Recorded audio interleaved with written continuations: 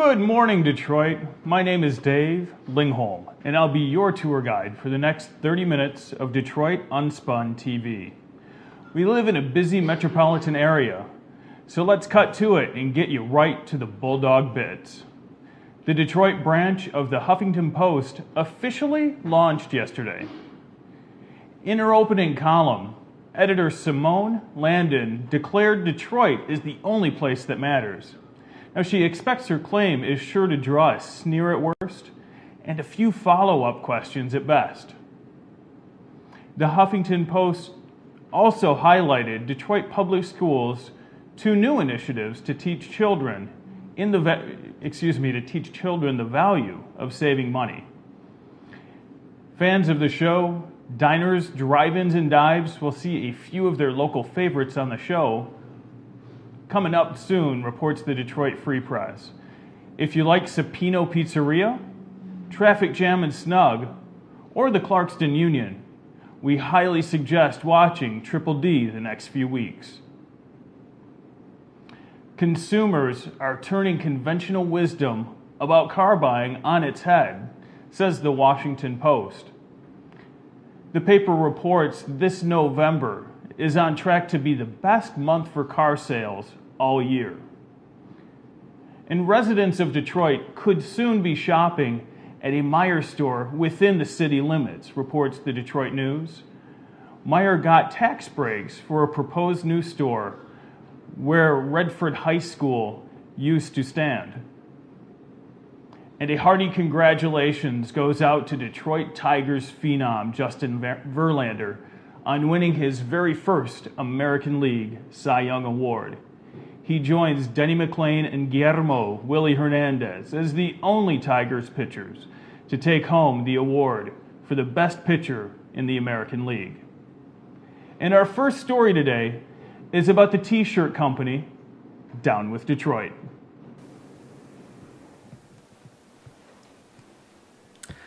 We're with Patrick Dugan. He's the co-owner of Down with Detroit. It is an apparel-based company that does really cool stuff with t-shirts and different kind of apparel, Detroit and Michigan-based type really cool activities. I'm sure you can buy a generic t-shirt anywhere that says Detroit or Michigan, but look at these shirts. I mean, they are amazing. They absolutely have uniqueness, and it's something you can't just find at every store. So we're going to talk to Patrick a little bit about the company and learn about how this came to be. Patrick, tell us how this awesome kind of concept came together. Well, it started with me and a friend of mine, lifelong friend that I've known since the first grade, and we had moved home from college in 2005, 2006, and we're looking for jobs in what wasn't such a great economy. And just happenstance, we're kind of messing around in his basement online and came across the ability to create our own t-shirt company. So we fiddled around with some ideas, humorous stuff, kind of the generic t-shirts that you see out there, that, you know, all the humor things from movies, and we didn't want to do that. So we kind of fell back onto our roots, because we'd gone to college in Chicago, and we wanted to represent Detroit while we were in Chicago. You know, we went to a lot of Blackhawks games, Bears-Lions games, and we were always, you know, getting picked on by the fans. And the stuff that was out there was, like you said, was just generic Detroit across the chest, nothing really to capture the culture or anything. So that was formed the basis of DownWithDetroit.com, and from there we just tried to do things more culturally related, that people, you had to be from Detroit to get kind of things that we're doing, which is one of our best sellers of all times, is Chet Lemon's shirt. And if you aren't from Detroit, you're not familiar with the 1984 Tigers, you're more than likely not going to understand the shirt. But those around here that grew up with it, you know, see it, immediately sells. One of our best things. So tell me a little bit more about how you get the ideas to do things like the Chet Lemon shirt. Is it just you sitting around brainstorming? Give us a little bit more input on that. Yeah, it's Matt, my partner, Matt Zabari, and I, basically just going back and forth, kicking around ideas and trying to take things that we see and, you know, turning them into conceptual art, like Chet and a lemon, you know, or a map of Detroit. You know, what can you do that can make that exciting? We weren't really sure, but with messing around with the outlines, we figured we'd plug all the neighborhoods in, and that makes it more of an exciting shirt than just maybe listing a bunch of neighborhoods where people grew up. Instead, it's more visually appealing, something that looks better on a t-shirt. So right now you guys are without bricks and mortar, meaning you are an online store completely. Correct. So tell us a little bit more about that and how people can get engaged in purchasing some of your great shirts and apparel? Yeah, we are online right now, but I'll say 2012 will probably see us in a brick and mortar shop in the city. That's kind of our loose plan for early 2012, putting that together. We get requests, private emails daily about it, and after growing the business for now 4 or 5 years, we've kind of reached that point where that's our next step to grow it. But as far as engaging us online, we have a great website. It's pretty plain and simple. You go to the website and boom, you're hit with over 300 t-shirt designs all about Detroit and all about Michigan. And we have a really large Facebook following that today I think over 95,000 fans. And that's really kind of where you can interact us and see what the company, see what we're all about. We do a lot of like contests and games, a lot of things about the history of Detroit or history of Michigan, just to keep people interested in the site. We do a lot of posts for out-of-state people who can't catch up with the Red Wings. We kind of update the game as the games are going on. So if you aren't in the Detroit market, you aren't able to get it on TV, you can check out Down with Detroit's Facebook page and basically get a live feed of the game. So I think that's what makes us really unique, and people really like following us through Facebook because of that. That's absolutely great. So we're hoping for a store in 2012, but for now you can go online, get some of these really, really great t-shirts, apparel. It looks like it's for kids, women, and men, right? So they have the women fitted shirts as well if women are interested in something that's not as bulky as some of the guy things that they wear. I saw some things that I'm definitely going to get for myself. It's downwithdetroit.com, or again, you can become friends with them on Facebook as well. And hopefully you guys can get some really great Detroit t-shirts. We're back, joined today by Dan Maier, the Executive Vice President at YMCA Metro Detroit, and we're just catching up on a few things. I mean, when I think of the YMCA in particular, I think personally of all of the athletic programs, the gyms, the health and wellness side, Yep. but I'm learning a lot that there's a lot more to the Y than just the gyms. Absolutely. We're actually the largest provider of child care and after-school care in the region and in the country, actually. We actually run a charter school here in the city of Detroit, northwest Detroit. So there's a lot of different elements way beyond just the swimming pool and gymnasium you see. Yeah, well, and the pottery classes and different things like that. Yeah. Downtown Detroit, we have in our Bowl YMCA right there on Broadway, we have a full arts pod and a theater, actually a black box theater in there. And it's you can go there and learn pottery. You can also go there and we actually have a choir, which is just cut their second CD. Fantastic choir. Interesting. All volunteers, all beautiful voices, and some of them are as young as 18, some as in their 70s. It's amazing. So the other thing that we've been talking about that's actually really fascinating me is an event that you've got on the 26th of December, so the day after Christmas, Boxing Day. Kids from around the region can come meet an Olympic medalist and learn how to swim. Absolutely. Peter Vanderkay, who's from right here in Michigan. His parents live still in Royal Oak. He's a U of M swimmer and a gold medalist in Beijing, is coming on the 26th because we have a program and a goal. We have a goal to teach every kid in the city of Detroit how to swim by the 5th grade. And it takes only 8 lessons and $65. We even collect old swimsuits and make sure every kid has a swim, because you think most kids in the city, they don't even have a swimsuit. Wow. So we give them a swimsuit, we give them 8 lessons, and in about a month and a half, they know how to swim.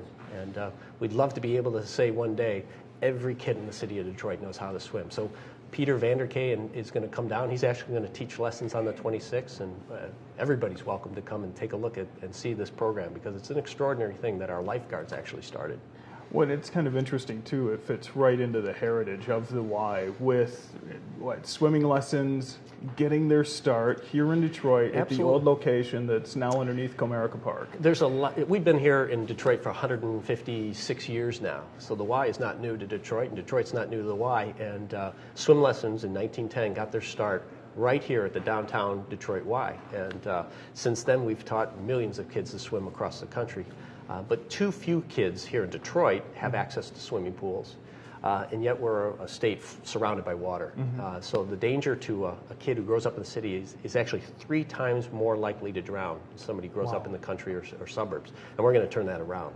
We're going to completely turn that around. Wouldn't it be great if they were 3 times safer here in the city of Detroit? Well, and $65 for lessons, I mean, that's a steal if you're going to a lot of private pools, where it's maybe $65 a lesson. Absolutely. And you watch these kids come in, they don't have a swimsuit, we give them a swimsuit, they walk into the pool, and you can walk into a pool these days, it's 0 depth, and they're scared of the water. And then 8 lessons later, you're watching them swim across the deep end.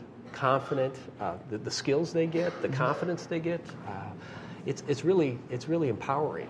And we now have a swim team over at our Bowl YMCA. Many of those swim team kids came out of this program. Couldn't swim a lick 18 months ago. So it's really been a fantastic turnaround. Well, and you do a ton for kids, but somebody like me, a veteran young guy who wants to get involved. Yeah, sometimes I am. You're a kid. Yeah, there's ways to volunteer. You just go up to YMCADetroit.org, and you can actually pick out, either in the city or the suburbs, because we're all over Southeast Michigan, a volunteer opportunity. Sometimes that's working with young people. Sometimes that's working with our professional staff. Sometimes it's being a youth coach. We need tutors and mentors at our school. So there's a lot of different ways, and people of all ages, 16 to 70, 80 years old, volunteer at the Y. So it's a great way to get involved and feel great about being a part of this great community. Do you need volunteers for the event on the 26th? We can always use. In fact, we have that program in particular needs volunteer swim instructors. And if you don't think you can teach kids to swim, you're wrong. You can. If you know how to swim, we can teach you how to teach others. Really? Absolutely. Okay. Well, that's good to know. That's Absolutely. good to know.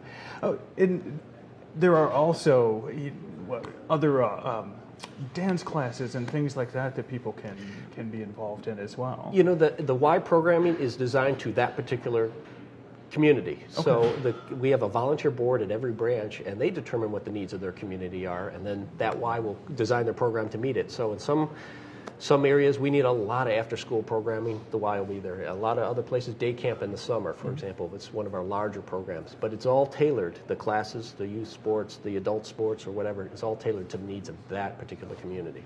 Well, thanks for joining us today, Dan. We Great to really be here, appreciate Dan. the time. It's now time for our Detroit People segment. And this week, Ashley Hennon sat down with Father Leo from St. Anne's Church in Detroit, where he has spent his entire time as a priest in one particular parish. I was taught by priests in my same congregation, so I thought they were wonderful people, and joined, we're called the Basilian Fathers of Toronto, St. Basil. When I say Basilian Fathers, people always say Brazilian, but it's not, it's Basilian. Well, I was ordained in 1962, quite a while ago, eh? And let's see, the miniskirt was in 64. So life changed at that point. Before that, it was pretty segregated. The Latino spirituality is very warm and reassuring. Our Lady of Guadalupe is sort of the very important devotion. And she said, "Am I not here? Am I not your mother?" You know, to people that had been subjugated by the Spanish. So that's still a big part of the spirituality. I live right in this building. So we don't say we live over the store. We say we live in the store.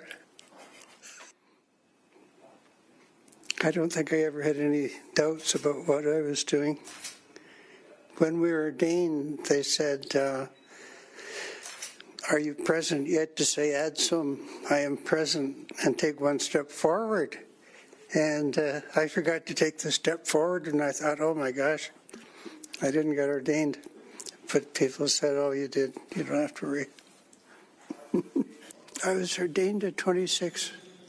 I never knew it would be so difficult. Well, the church has been through so much turmoil. But suffering is a blessing, right? Well, it's the faith and hope and love of Jesus, hoping that'll get me into heaven and have some experience of it here on earth. Well, you get to meet people in sort of moments of high feelings for them, you know, death and baptism and looking for meaning in their lives. Well, we're looking for God, eh? Just because you've left the church doesn't mean you're not looking for God. In fact, St. Thomas Aquinas says you have to follow your conscience even if it takes you out of the church. Did you know that? You don't have to be in Detroit to love Detroit, to want to support the city. And the folks at Detroit Nation help people who around the country love Detroit learn a little bit more about our fair city. Here's our piece. Over the next couple of days, we are taking a very interesting trip. We're with the Detroit Nation Group. This is a group of expats who may live in New York, Chicago, or even points farther, but they still have a lot of love for the D. The Detroit Nation Group, formerly called 635 Mile, had its first ever Discover the D weekend. Starting in the Fisher Building at the offices of New Detroit, the first panel was a group of doers who had a lot to share about being on the ground in the city. We talked to a couple of them afterward. One of those panelists was Nicole Christian, a former New York Times reporter who had her own personal take on making sure we look at the challenges beyond downtown and also as a region. What I'm saying is that if we fill Detroit, suddenly fill Detroit up with people who formerly lived in the suburbs, and then folks who they go from being the young hip couple to being a couple with kids, then they have to move to the suburbs. All we're doing is trading places. And all I'm saying is the people who are in the suburbs, let's not pretend that the suburbs is filled with people who don't care about Detroit. Let's not pretend that the suburbs are filled with folks who are not spending their money in Detroit. And let's not pretend that living in Detroit is the only way. I think we can do both. And it's crazy. I grew up in Detroit in the North End. I'm a proud Detroiter. I'm proud that I live in the suburbs, but I don't dishonor or disown my Detroit roots. I'm Detroit. I just live a little farther than where I grew up. And when I'm out in the world, I represent Detroit. Another was Justin Jacobs, the founder of Come Play Detroit, which has been recently expanding across the Detroit region and into the greater downtown area. And it's so important to creating a community where people want to be a part of. Detroit has all the main things that you need in a thriving community and city, besides the most basic thing, which is the social aspect. And there was an organization, the Knight Foundation, which did research called Soul the Community, that showed the number one thing that brought young adults to a community and made them feel like they were a part of a community was the social offerings, the opportunities to meet new people and be engaged in the city. And Detroit just was lacking it, and it was a niche that I was happy to fill. During the 2 days, the group visited places like the Russell Industrial Center and the Traffic Jam and Snug restaurant, which now has an organic garden right on the roof. Some of the themes that were hit upon, especially here on day 2, was the idea of permanence. A lot of the projects that are happening now in the city, they're great, and there's great ideas and visions happening, but what are the projects, what are the things that are going to last? What are the things that are going to help really build community long-term so that 5 years from now, Midtown still has its housing sold out? What are the things that are going to be able to develop that get into the neighborhoods like North End to expand the good things that are happening right down here in the city of Detroit? Thanks so much for joining us. Also joined today by Russ Russell, the Chief Development Officer at Forgotten Harvest. And I'm always fascinated when I talk with you, Russ, because there's some really astounding statistics about the need in our region for food assistance, but also things like the amount of food that we waste. You were saying earlier 1 billion pounds of food locally goes wasted every year? Yeah, and I'm talking about fresh food. I'm not talking about the mashed potatoes that you left on your plate. I'm talking about food that is readily available, but somehow ends up in the landfill locally. Wow. Well, I know that Forgotten Harvest over the last few years has been partnering with different grocery stores to be able to rescue some of the produce before it goes bad, or rescue some of the meat before it goes bad. How did Forgotten Harvest get its start? What makes it unique to the city? Well, Forgotten Harvest, through Dr. Nancy Fishman, the founder of Forgotten Harvest back in 1990, really just saw, she was at parties with different friends, and she saw food that was being left over, and she took it upon herself to take that food and get it to some shelters downtown. But it really took off when Kroger, right here in Metro Detroit, said, we're willing to allow Forgotten Harvest to come in and rescue our short-dated food, food that, take the bananas. You get a stock of bananas, somebody takes off one or two. Well, most people won't take the one or two. So there's always, a variety of different waste within groceries. So now we're in 241 grocery stores right here in the metro region. But the one thing about Kroger that's so important is that grocery rescue began here, right here in Metro Detroit, and because of the work of Forgotten Harvest, it now is nationwide. Wow. Not just Kroger, Walmart, all these, Maier, all these different stores, Costco. So it was pioneered here through Susan Goodell and Rick Going, the president of Kroger. I guess we take for granted sometimes in the region just how much we've exported in terms of great ideas that have really helped the nation start to meet some of its critical needs. One question that I do have is how much, I know that you've seen the demand for assistance increase exponentially, but how are you doing on being able to reach that demand? Well, in 3 years, we will triple the amount of food that we can provide to this region. This year, somewhere between 30 and 36 million pounds of food will be distributed through 200 local agencies compared to 12 million just 3 years ago. Wow. The unfortunate thing with that number is that it's not anywhere near enough. The food gap, based on studies with other food providers, is around 173 million pounds of food. And so there's still a huge gap. There are people today, people tonight, that will go hungry. And it's unfortunate because we talked about the number of pounds of food that ends up in the landfill. We have enough food locally to feed our hungry. We just have to logistically be able to get it. And it's not like this costs a lot of money. I mean, Forgotten Harvest is a big agency, but you move a lot of food around. You really do quite a bit with the shelters. I forget, how much does it cost for the average meal? We can provide one meal for 20 cents or 5 meals for $1. And I'm talking about good food. I'm talking about fruits and vegetables, meat, dairy, juice, breads, those kind of things that people need, for a good, healthy diet. And so we provide about 100,000 meals a day throughout the metro region. And you do it right out of a headquarters in Southfield. Well, in Oak Park, actually. Oak Park. But Southfield's right across the street. It's the Greenfield 9-mile area. Yeah, it gets confusing. But we're centrally located so that we can service the entire metro area effectively and efficiently. We have 33 trucks that cover 2,000 square miles every day, rescuing food and delivering it directly to 200 agencies. You're coming off a big event last night where you fed 1,000 people at the Palace. Yes, through with the Detroit Pistons. We took care of many families. We bussed people in, so they were treated, just incredibly well.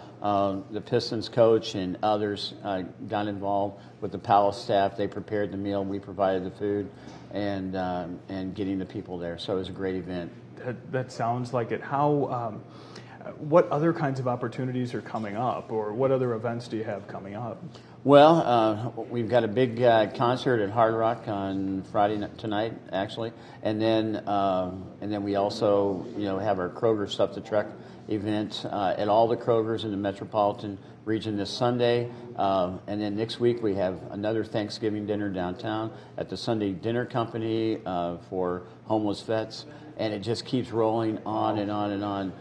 We're in our big campaign, the Good Neighbor Holiday Campaign, to raise $3.5 million to help us to be able to provide those 30 million meals this year.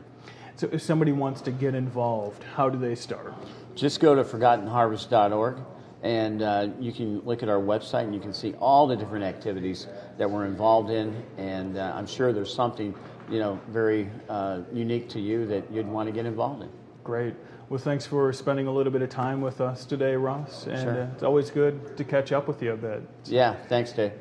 And now it's time to dig in a little bit more on what's happening downtown. You heard Russ talk about an event that Forgotten Harvest has tonight, but trust me, there's a lot of other things happening this week in downtown Detroit.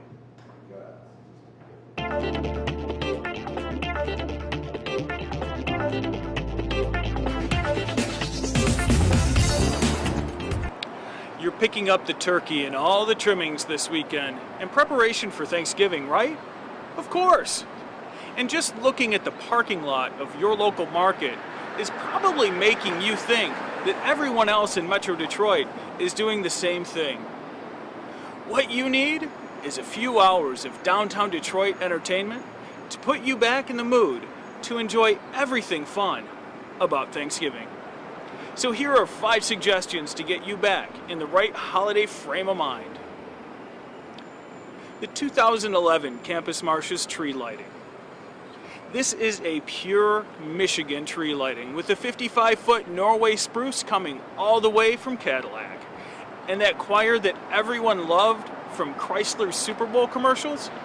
Yep, they're gonna be there too. Christmas Wonderfest. Detroit's newest festival kicks off the same evening as the holiday tree lighting, complete with a Ferris wheel to give you quite a unique view of the city. And in case you're wondering, the Hofbrauhaus will be providing 1,600 feet of Oktoberfest-style fun every day it's open. The best of last year's Ann Arbor Film Fest. Can't get enough indie movies? Overwhelmed by the volume of flicks you find at a film festival? MoCAD has your cure this Saturday night with a selection of the best from the 49th annual Ann Arbor Film Fest. The Detroit Derby Girls season opener. We think the title of this event says it all. In case it doesn't, enjoy an evening of hard-hitting, flat-track, old-school roller derby, with each participant employing a bit of clever wordplay to create their stage names. Polyfester's our current favorite. Skybar, 33rd floor, grand opening. One of Detroit's newest night spots is opening a VIP lounge, and trust us, the views from the 33rd floor of the David Stott building are pretty impressive. So enjoy a bird's eye view of the city skyline while kicking back one of their signature martinis this Saturday night. And from this week's In Case You Missed It files, apparently the LA Times has figured out that downtown Detroit isn't a wasteland after all. In fact, the reporter really enjoyed the food and the art he found in our fair city. From outside MoCAD, that's this week's Dig Downtown 5. Well, thank you for joining us for another rousing half hour of Detroit Unspun TV. A lot of people came together to make this happen today. The folks at Detroit Cafe for letting us have it here.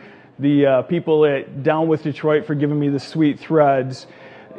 Jeremiah Stays, Ashley Hennon on the 1s and 2s, and all of you, again, thanks for watching. Buena suerte, Detroit.